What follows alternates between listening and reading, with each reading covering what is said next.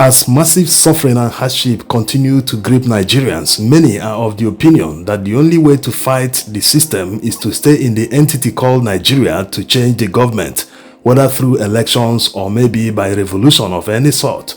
While others believe that Nigeria has become irredeemable, that it's better to break it apart, let everyone go on his own to his region, whether the country is divided into many ethnic lines, however it is that the center can no longer hold. This is the same opinion shared by Professor Sani Abubakar Lugga while speaking in a community engagement organized by the Coalition of Northern Group. The event was held in Katsina State. He said that Northerners must prepare themselves for a possible breakup of Nigeria. That in the South, people who are clamoring for a division of the country are serious about it. They approach it more seriously, unlike Northern Nigeria. He also said that people in the South are very bold about their clamor for a division of Nigeria, that they do not fear anyone. Maybe he was citing the recent protest by Yoruba Nation in UK, where they protested and submitted a petition at the Prime Minister's office in London.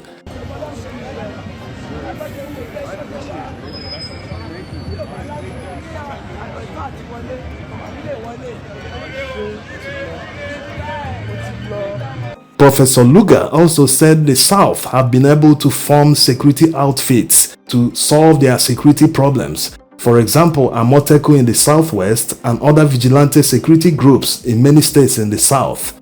When it reaches the turn of the North to sit down and form a security outfit, despite being more at risk because they are ravaged by banditry, terrorism, and all sorts of crimes. But the North, instead of forming a security outfit and discussing how they will solve their insecurity problems, they shy away from doing it. So he is recommending that all Northerners must prepare for a possible dissolution of Nigeria, a possible division of the country, so that they will be able to secure themselves. In other words, Professor Lugga is saying that the separatist agitation in the South might succeed in the nearest future, and the North might be taken unawares, so they need to be prepared so as not to be run over by insecurity. Let's look back in history. After the first military coup of 1966, Northern soldiers and some other influential people in the North called for the North to secede from Nigeria. Yes, even before independence, Northerners weren't ready for independence. That was why Nigeria's independence was delayed up till 1960. We would have gotten our independence much earlier, maybe 1950 or 53, thereabout. The same time Ghana got theirs. But because of negotiations, of course, that was piloted by Nnamdi Azikiwe. He wanted a larger country, massive country according to his dream. On the other hand, Awolowo wanted just the South because he felt that there was serious incompatibility of cultures. But at the end of the day, after negotiations, they all agreed and Nigeria got independence in 1960. Now, after the coup, the Northern soldiers started clamoring to break out of Nigeria. They were eventually calmed down by the British. They made them understand that there is nothing in the North, that they will lose out completely, that if they break out from the country, that they are breaking into poverty. In fact, they ended up convincing them. That was why they made sure that they put themselves in power. Never mind the fact that Gowon was in charge for 9 years, but he wasn't completely in charge. The likes of Murtala Mohammed and others, they could insult him to his face. He couldn't do anything. They were the people pulling the strings behind the scenes. They could do anything they wanted. Gowon was just there as a ceremonial head of state. After Gowon, then came Murtala Mohammed. After his demise, Obasanjo was there. Then we had the Shagari regime in the Second Republic. Of course, that regime was cut short just after 4 years, a few months. And another Northerner in Buhari took over power. From there, IBB came. He spent 8 years. After IBB, Abacha. After Abacha, Abu Salami Abubakar. The list goes on. They've been in power for more time since Nigeria's independence.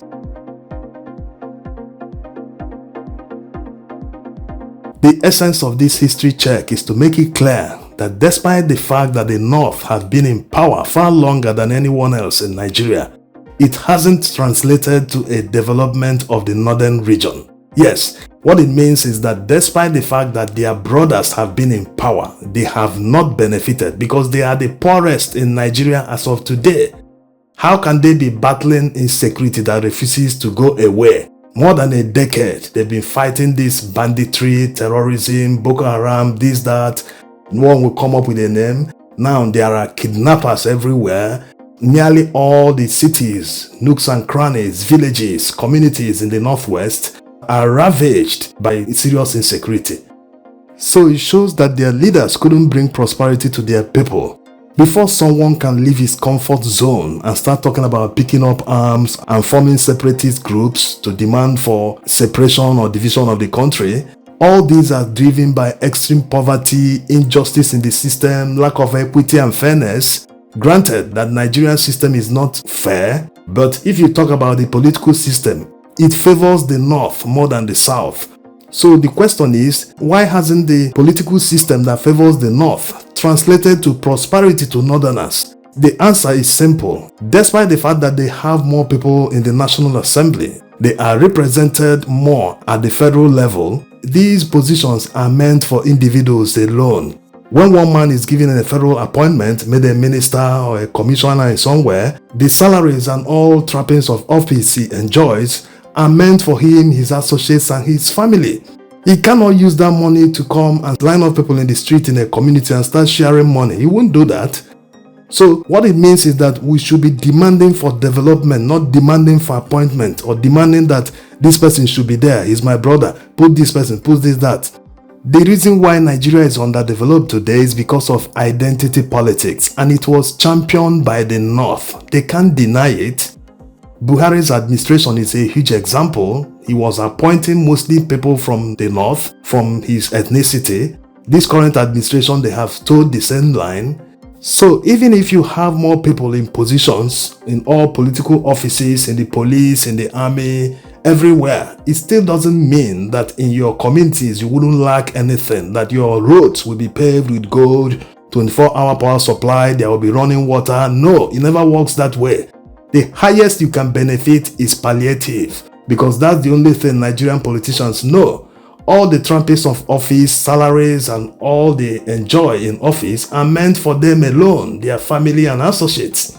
Even if all political appointees line people up in many streets in the communities to start sharing money every month, it's still not sustainable because you are doing nothing while earning salaries. Once he's out of office, you go back to suffering and poverty. In conclusion, Nigerians must jettison identity politics. It leads anyone nowhere. We must also make sure that we support equity, justice, and fairness, even if we are not affected at the time. Because when Northerners were in power, there was no cry from the North for people to secede, break up the country, or do this. They felt they were enjoying the trappings of office. If you are related to anyone that is in power, money must be trickling down to you. But now that they are no longer in power, they've suddenly remembered that there isn't equity in the system, there isn't justice in the system, and they are now even clamoring for a division of the country. Remember, if this country is working for everyone, no one will ever leave his comfort zone and even think about committing crime, not to talk of talking about division of the country. No one will do that. Take example of the late 70s, when Nigeria was swimming in billions of dollars. No one was calling for any sort of division of the country. People were minding their business. Do your job, you earn your salary. Despite the mega salary at the time, minimum wage of 130 naira, but it was so valuable, much more valuable than the dollar, the pounds. Nigerians were living the life. So we can get our yesteryears back, or our golden years, we can get them back if we work together. There's no guarantee that even if the country is divided, that different countries that will emerge will suddenly become prosperous.